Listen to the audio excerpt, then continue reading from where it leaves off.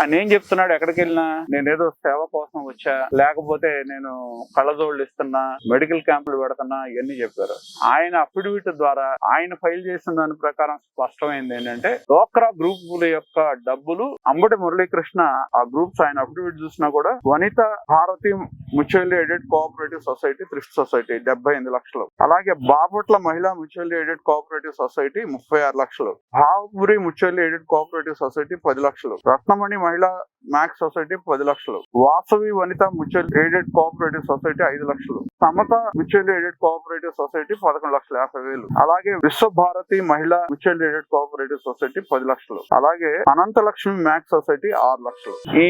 6 societies ఏదైతే నేను mention చేశానో 6 సొసైటీస్ నుంచి అంబటి మురళీకృష్ణ 2,50,00,000 రూపాయలు డోక్రా మహిళలు దాచుకున్న డబ్బుల్ని అధికారికంగా ఆయన 2,50,00,000 రూపాయలు తన అకౌంట్స్ కు ట్రాన్స్ఫర్ చేయించుకొని, నేను సేవ కోసం వచ్చా, నేను క్యాంప్స్ పెడుతున్నా, నేను అది చేస్తున్నా ఇది చేస్తున్నా అని చెప్పాడు. కానీ నిజానికి పేద మహిళలు దాచుకున్న డబ్బుని ఈ సొసైటీలు ఎవరైతే ఉన్నారో వాళ్ళకి సంబంధించిన వ్యక్తుల యొక్క మేనేజ్మెంట్ లో ఉన్నాయి కాబట్టి పేద మహిళలు దాచుకున్న డబ్బుని 2,50,00,000 రూపాయలు బ్రహ్మాండంగా భోంచేశాడు అని చెప్పి ఆయన అఫిడవిట్ ద్వారానే స్పష్టంగా తెలుస్తా ఉంది.